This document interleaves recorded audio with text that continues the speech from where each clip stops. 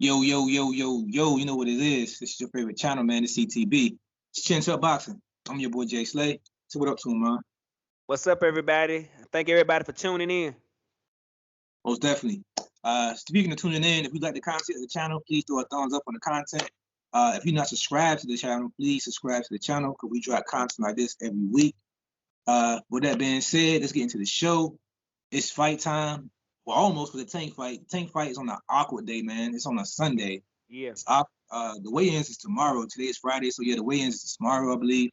But we still want to talk about the fight, man. So we are here to break down this fight. And does it give you like a Mayana, Adrian Rabona feel a little bit? Just a little bit. Let's break it down. Slightly. Let's talk about it. I say that because, man, I don't know. A lot of fans are taking it lightly. A lot of people are talking about other fights with Tank. Nobody really mentioning this fight too much. When you talk to him in the conferences, he seems to be focusing on Josh Taylor questions. He's focused on Devin Haney questions. He's focused on all these other questions, T.O. losing questions. And their fight is kind of taking the back seat, man. It's short notice. He's in there with a puncher, an unknown puncher. So I want to know, man, how much of a Mayana vibe do you think Cruz is giving off? I don't think the boxing world is giving him much of a chance. But like you said, when you think about a big upset, this has a recipe for a big upset. Most of the time, you got a fighter that's talking about other fighters. When you got a fighter that's a last-minute replacement, and you put those factors together with all the distractions, a lot of times, well, not a lot of times, but sometimes in a major fight where it's a big underdog, sometimes you come out with a shot like you said, Madonna and Adrian Broner. So I mean, I wouldn't be blown away. I'd be shocked still because we're gonna talk about who we think will win the fight and everything, but it it has the recipe like you said for an upset if Tank ain't got his head where it needs to be fight night. And it don't even take a loss for it to be an upset. You can just take, you know what I'm saying, Tank being dropped for the first time in his career. Oh yeah. That could be considered an upset in most people's cases. Say if Tank goes to decision with this guy, it goes to a tight decision. Both fighters been beat up. You know what I'm saying? Pretty bad this fight. Like any one of those things, like I'm not questioning Cruz's chin, but I don't call seeing him get tested, like his chin get really, really tested. Tank got mad pop on his punches, and we're seeing Cruz's highlights, man. He seems to have pop on his punches at the level he's been fighting at. And, you know, not saying Tank is known to mix it up more than often. And I don't want him. I want to see if he's gonna fall into that trap of mixing it up with old dude. So let's break down the fight, man. Let me know. Let's talk about the fight. What are some of the key things you've seen from Cruz that Tank should be prepared for? I think the main thing for Cruz is he's coming straight forward, but he takes the punch well, and also he want to make it a fight like you said. He don't want to box. He want to make it a fight. He want to sit in the phone booth and just who got the biggest kahunas, who got the biggest balls, and that's what he want to do. He want to fight it out, and the last man standing gonna win. And like you said, if Tank Davis get pulled into that, he could get himself in trouble. And don't get me wrong, Tank Davis has power out of this world, and if they get into that kind of fight, he could knock him out. But with Tank Davis' skill set, he don't have to do that. So I know Mayweather's probably telling him that, but you know the pressure of pay-per-view and everything, but him being a superstar and thinking about the bigger fights and trying to make a statement, sometimes we overstep our boundaries and forget about the fundamentals and just doing what we need to do to get the win. So to me, that's one of the things that stick out for Cruz is that I think he's gonna make it a phone booth fight, and I think Tank gonna get pulled into it. It'll be entertaining though. Yeah, most definitely. Yes, that's the only really upper hand I see him having is bringing it down to his level. He's gonna have to make Tank fight at his level to have a chance of winning this. He's gonna have to get in the Tank's head. I'm not even sure if we speak English or not, so it really you can't talk himself into the Tank's head. No. The level they fight is under the bright lights and none of this. Tank is already used to that now.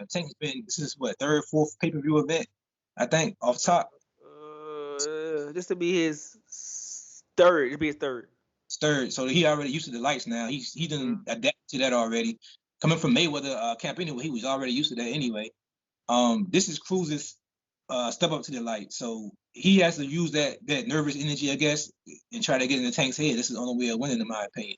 Yeah. He seems to be heavy-handed, so that's something that I would say Tank need to be cautious of. Like I said, the Tank does mix it up a little bit, and that could be dangerous for him if he get caught by one of those looping hooks from this guy, I guess. Yeah. What's some of the weaknesses you see from old dude that Tank shouldn't have a problem with? I'm not too fond of his defense. He don't move his head enough for me. Like you said, what we just said, he'll come straight for a fighter. He's tough. He's tough as nails, and he got power, but he don't really do much to defensively. And with a guy that hit hard as Tank, that could be a bad recipe for a brutal knockout. So I think that's the main weakness of the guy. I'm gonna go to the size, man. We kind of said behind the scenes a minute ago. When you make Tank Davis look big, then you got to be a little guy. Because Tank Davis is short, man. Tank Davis like every bit of 5'4", 5'5", if being generous. And this guy is like at least 2 inches, seems to be shorter than Tank. So he's really, really small, man. And coming off fighting one of the tallest guys Tank ever fought is, to me, it's gonna be comfortable for him. Tank is coming up of fighting a guy who was almost 6 foot almost. So coming in from a guy fighting that tall, and Barrio, fighting a guy that tall, it's fighting a guy this height, man. Tank gonna be happy. It's gonna be kind of like a field day, man. I hate to say it. Like you said, the guy being smaller than Tank with a poor defense, it's the best example, man. I can give you an example of that. Like, I played a little basketball back in my day, and I'm on the short side, and I'm 5'7", and when you play basketball, you used to play against people 3-4 inches taller than you, 5'10" and 5'11", and that's on the short side. So when I would play basketball, and every once in a blue moon, I would get a matchup with somebody that was like 5'5", and I thought it was holiday season. You couldn't tell me nothing. So I think Tank Davis gonna have that same kind of feel, like because like you said, every fight he's normally the shorter, smaller guy, and to have a guy that he gets looked down on, it's gonna be different. Most definitely. All right, final question about this. We all know Tank. We know Tank's strengths. We know Tank we're going to do. So I kind of want to break down what Tank going to do, because I feel like everybody know. I just want to know what vibe is giving you this fight. Is it giving you more of like a Santa Cruz type vibe with the knockout? Like I said earlier in the show, is it giving you more Adrian Broner and Mayana vibes? Which one do you see as the higher probability of it being? I'm gonna go with Santa Cruz. I wouldn't be surprised if it was more like the Broner fight, but I'm gonna go with Santa Cruz if I had to choose one. I think Davis. I think the first 1 or 2 rounds it may surprise him, because I think when that guy comes forth, he gonna try to slug it out with him, and he gonna realize this guy is not gonna just go down with one punch. I believe, and then I think then he'll get on his feet and box a little bit, and he'll wait about the 5th or 6th round, and then he'll start being aggressive as far as trying to put his punches together and stop the guy. But I think the first couple rounds is gonna be fireworks, because I think Tank Davis is gonna test how tough he really is. So it'll be interesting. So I'm gonna take Santa Cruz. I'm going to Mayana route, man. I'm only going to Mayana. Yeah, I'm only going to Mayana route because it's not so much that Tank being upset or anything like that. Kind of how we said earlier. It's more so like kind of what you kind of said right there. Tank going to try to test his chin early, and Tank's going to try to stay in the warehouse. Kind of how Broner did Mayana. Broner stayed in the warehouse and started copping those over chopping punches, them weird punches from weird angles.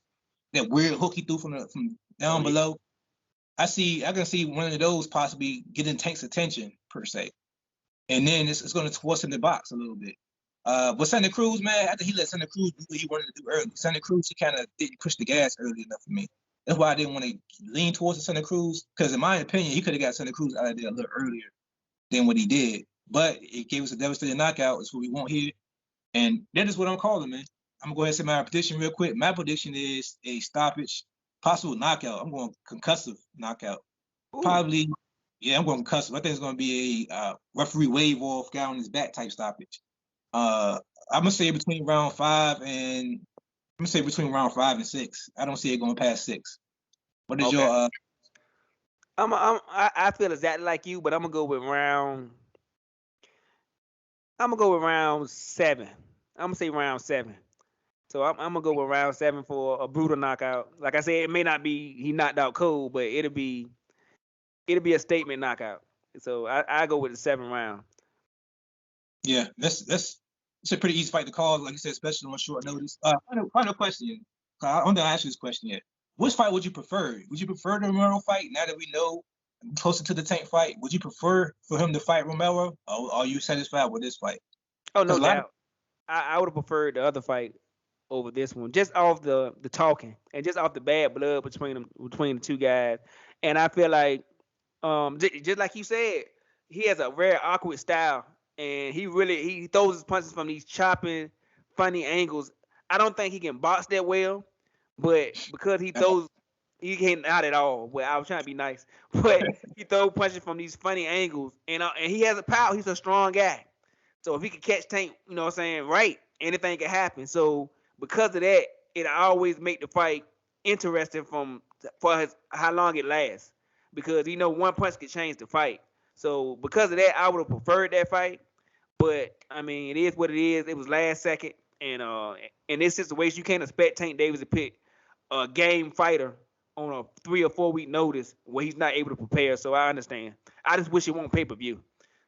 Yeah, I agree with the pay-per-view. I don't think no fighter would take fighting Tank on short notice either way. To be honest, no game. Devin Haney said he would.